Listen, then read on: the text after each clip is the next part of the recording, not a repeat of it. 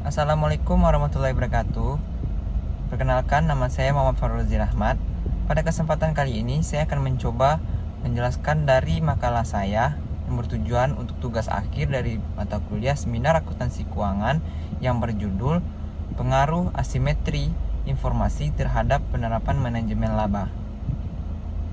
Pada makalah saya kali ini, terdapat 3 bagian yang akan kita bahas. Yang pertama yaitu ada pendahuluan, yang kedua ada pembahasan, yang ketiga ada penutup dan saran. Oke, baiklah, kita langsung masuk kepada latar belakang. Perkembangan ekonomi pada saat ini bisa dikatakan dalam kondisi yang tidak stabil. Alasannya dikarenakan telah masuknya virus corona yang terjadi di Indonesia. Hal ini akan mengakibatkan manajemen perusahaan untuk melakukan atau memilih strategi yang cocok pada kondisi saat ini.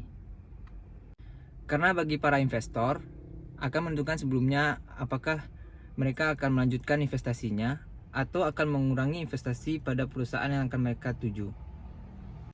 Para investor akan mempedomani pada laporan keuangan perusahaan, karena laporan perusahaan itu yang mencerminkan bagaimana kondisi kesehatan sebuah perusahaan. Manajer perusahaan akan melakukan manajemen laba dikarenakan mereka lebih menyukai laba yang akan dilaporkan itu pada kondisi yang stabil dibandingkan dengan kondisi yang tidak stabil. Hal tersebut merupakan landasan bagi para manajer untuk menaikkan laba saat kondisi laba tersebut mengalami penurunan. Begitu juga sebaliknya, para manajer akan menaikkan laba tersebut ketika kondisi laba mengalami penurunan. Pemicu terjadinya manajemen laba yaitu karena adanya asimetris informasi. Apa itu asimetri informasi? Asimetri informasi yaitu kondisi di mana pihak manajemen perusahaan lebih banyak mengetahui informasi-informasi dan kondisi kinerja yang ada dalam perusahaan. Hal ini akan memberikan kesempatan bagi para manajer perusahaan untuk melakukan modifikasi laporan keuangan yang bertujuan agar laporan keuangannya terlihat lebih baik kondisinya. Informasi ini berhubungan dengan teori keagenan, di mana saat melakukan manajemen laba cenderung akan mengedepankan kepentingan sendiri, sehingga akan mengakibatkan konflik kepentingan antara prinsipal dan agen. Sebagaimana terjelaskan sebelumnya, tujuan dari makalah saya yaitu ingin mengetahui dari pengaruh asimetri informasi terhadap penerapan manajemen laba yang dimulai dengan pembahasan teori keagenan, asimetris informasi, dan pengaruh antara keduanya. Selanjutnya kita masuk kepada bab 2 yaitu pembahasan. Yang pertama, teori keagenan. Teori keagenan menyebutkan bahwa perusahaan memiliki satu hubungan kontrak antara para pemilik atau pemegang saham dengan pihak operasional pada perusahaan. Hubungan kontrak tersebut muncul atas perjanjian antara para pemegang saham dengan perusahaan yang memperkerjakan para agen dalam menjalankan kegiatan operasionalnya, sehingga akan terjadinya pemberian wewenang antara prinsipal dan agen untuk melakukan sebuah pengambilan keputusan. Selanjutnya, pemberian wewenang dari prinsipal ke agen tersebut terkadang akan mengakibatkan permasalahan karena terdapat perbedaan kepentingan di antara keduanya dalam suatu perusahaan. Sebelumnya telah diteliti oleh Balago tahun 2014 yang menyatakan bahwa dalam mewakilkan wewenang untuk pengambilan sebuah keputusan akan menyebabkan agen melibatkan kepentingan mereka sendiri dibanding dengan kepentingan prinsipal.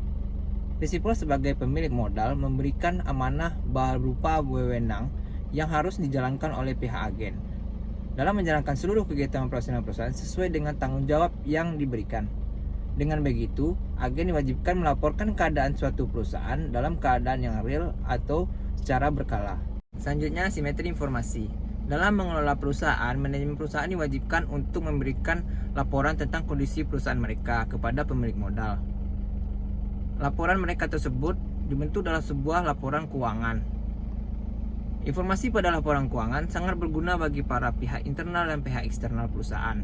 Akan tetapi, pihak internal yang lebih banyak mengetahui tentang informasi dan kondisi dalam suatu perusahaan akan mengakibatkan ketergantungan informasi tidak banyak dibandingkan dengan pihak eksternal. Hal ini mengakibatkan pihak eksternal perusahaan tidak mengetahui tentang kejadian-kejadian apa saja yang telah terjadi dalam sebuah perusahaan yang telah merugikan perusahaan tersebut. Menurut Scott, asimetri informasi terdiri dari adverse selection dan moral hazard.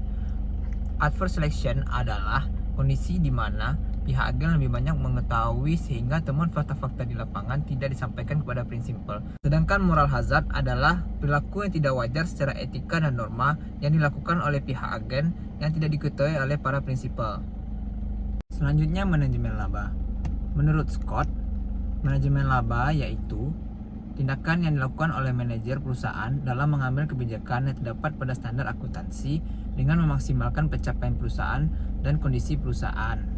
Dari penjelasan tersebut dapat disimpulkan bahwa manajemen laba yang dilakukan oleh manajemen perusahaan dilakukan pada saat kondisi dan kesehatan perusahaan tersebut dalam kondisi yang tidak diinginkan dan dilaporkan dalam kondisi yang optimal demi mementingkan keuntungan sendiri.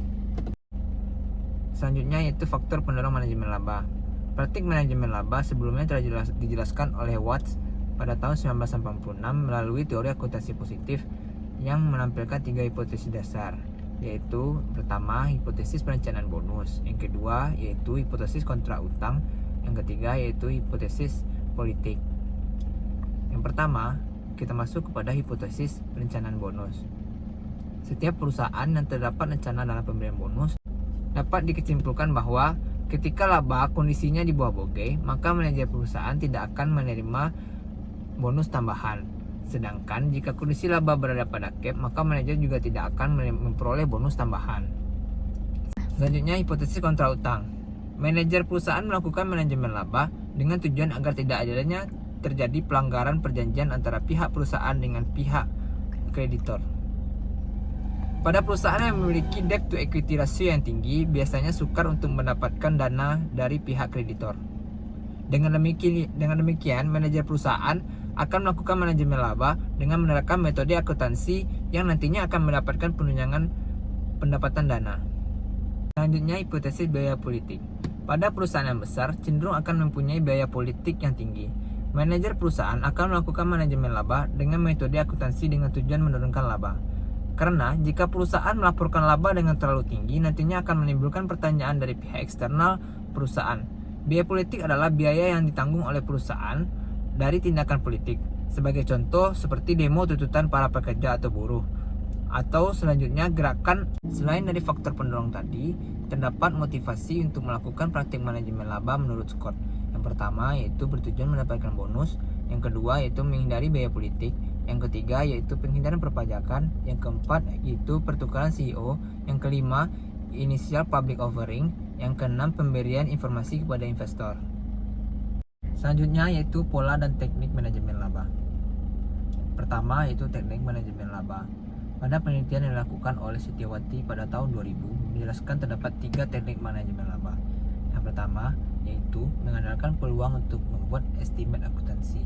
Yang kedua, mengganti metode akuntansi. Yang ketiga, yaitu mengulur periode pendapatan biaya. Selanjutnya kita masuk kepada pola manajemen laba. Yang pertama yaitu taking a bet.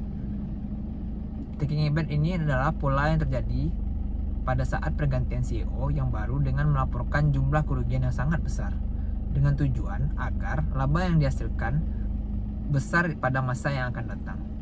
Yang kedua, meningkatkan laba. Pola ini dilakukan pada saat laba perusahaan itu dalam kondisi yang turun, dengan tujuan agar laba yang dihasilkan meningkat dan mendapatkan bonus tambahan. Biasanya dilakukan perusahaan yang melanggar perjanjian hutang. Yang ketiga, minimalkan laba. Pola ini diaplikasikan pada saat laba perusahaan itu meningkat tajam, dengan diasumsikan laba yang masa yang akan datang akan menurun, maka dapat dipenuhi dengan laba periode sebelumnya. Yang keempat yaitu meratakan laba.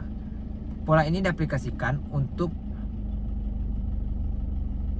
menurunkan tingkat fluktuasi dengan cara perataan laba yang diupdate untuk menarik investor berinvestasi pada perusahaan. Baiklah, kita masuk kepada accrual diskresioner. Standar akuntansi keuangan dalam penyusunan laporan keuangan menetapkan konsep dasar accrual sebagai asumsi penyusunan laporan. Seluruh peristiwa operasional yang mempengaruhi aliran kas disebut dengan accrual. Accrual sendiri berfungsi sebagai alat untuk meninjau keberadaan praktik manajemen laba. Pada perusahaan, jumlah dari seluruh accrual dapat dilihat dari selisih dari laba bersih dan aktivitas arus kas operasional. Terdapat 2 jumlah accrual, yaitu accrual diskresioner dan accrual non-diskresioner. Perbedaan dari 2 accrual tersebut yaitu accrual diskresioner, manajemen perusahaan dapat melakukan dengan bebas dalam pemilihan kebijakan akuntansi. Sedangkan pada akrual non-diskresioner, tidak adanya campur tangan manajemen dalam melakukan kebijakan, dan akrual diskresioner sendiri juga mengikuti standar akuntansi yang berlaku. Akrual diskresioner sering dilibatkan dalam peninjauan terhadap adanya campur tangan manajer dalam melakukan penyusunan laporan keuangan. Selanjutnya kita masuk kepada pengaruh asimetri informasi dan manajemen laba. Perusahaan mempunyai seorang manajer sebagai pengelola dan pengambil kebijakan demi seluruh kegiatan operasional dapat berjalan dengan baik dan optimal. Manajer perusahaan tentunya juga mengetahui seluruh dari perusahaan, seperti kondisi perusahaan, pencapaian, dan batas kemampuan dari sebuah perusahaan mereka. Kondisi ini bisa dikatakan bahwa manajer perusahaan yang memiliki segala sesuatu dan mengetahui segala isi dari sebuah perusahaan mereka. Dengan adanya asumsi yang menyatakan motivasi individu untuk lebih mementingkan diri sendiri, hal ini sangat memotivasi para manajer untuk tidak melampirkan atau menyembunyikan informasi-informasi yang tidak bisa diakses oleh pihak eksternal perusahaan. Yang hal ini akan mengakibatkan para pemilik saham sangat dirugikan pada kondisi ini. Manajemen perusahaan diuntungkan dengan asimetri informasi karena manajemen perusahaan dapat merekayasa informasi dalam berupa angka maupun data kepada pihak eksternal perusahaan. Merekayasa data akuntansi dilakukan dengan memodifikasi laporan keuangan disebut dengan manajemen laba. Sebagaimana yang telah dijelaskan sebelumnya, tujuan dari manajemen laba yaitu untuk mempercantik atau memperindah bentuk dari laporan keuangan demi memenuhi pencapaian dari perusahaan. Contohnya dengan menampilkan kondisi kinerja yang optimal yang dapat melirik para investor agar dapat melakukan kegiatan investasi dana pada suatu perusahaan mereka. Selanjutnya bab 3 yaitu penutup. Kesimpulan, asimetri terjadi dikarenakan terdapat suatu hubungan keagenan antara para pihak pemegang saham dengan para manajemen perusahaan. Keberadaan manajemen perusahaan memiliki kelebihan dengan mengetahui segala kondisi dan informasi yang terdapat dalam suatu perusahaan. Dapat dikatakan bahwa manajemen memiliki kesempatan untuk mendahulukan kepentingannya sendiri. Hal ini sangat merugikan bagi para pemegang saham yang hanya dapat mengetahui kesehatan perusahaan tersebut dalam sebuah laporan keuangan. Namun, biasanya laporan yang telah dilampirkan oleh manajer perusahaan dilaporkan dalam kondisi yang bisa dikatakan baik. Fleksibilitas dalam standar akuntansi yang terkait dengan pelaporan keuangan yang memotivasi para manajer untuk melakukan praktik manajemen laba, seperti dengan merekayasa data, angka, dan laporan keuangan selagi masih dalam batas yang terdapat dalam standar. Dengan begitu, akan mempengaruhi keputusan yang akan diambil oleh para pemegang saham. Maka dapat dikatakan, jika asimetri informasi pada perusahaan tinggi, maka akan tinggi pula kesempatan para manajer untuk melakukan praktik manajemen laba. Apabila tingginya praktik manajemen laba yang dilakukan oleh manajer perusahaan akan berdampak bagi kredibilitas perusahaan dan akan berdampak langsung kepada pemegang saham untuk dalam pengambilan keputusan. Yang terakhir yaitu saran. Kemudahan dalam mengakses informasi yang dimiliki oleh manajer menjadi kesempatan untuk melakukan praktek manajemen laba. Hal ini dimanfaatkan karena adanya kemudahan dan fleksibilitas yang terdapat dalam standar akuntansi yang memotivasi untuk mengedepankan kepentingan sendiri. Sebagai pemilik modal atau pemegang saham, sebaiknya selalu bersikap waspada terkait dengan praktik kecurangan terselubung yang dilakukan oleh manajer perusahaan. Kecurangan tersebut dapat mempengaruhi para pemegang saham dalam mengambil sebuah keputusan. Sekian dulu yang dapat saya presentasikan. Apabila ada kekurangan, mohon dimaafkan. Kepada teman-teman semua, terima kasih telah menonton video ini. Semoga dengan video ini teman-teman bisa menambah ilmunya dan wawasannya. Akhir kata, assalamualaikum warahmatullahi wabarakatuh.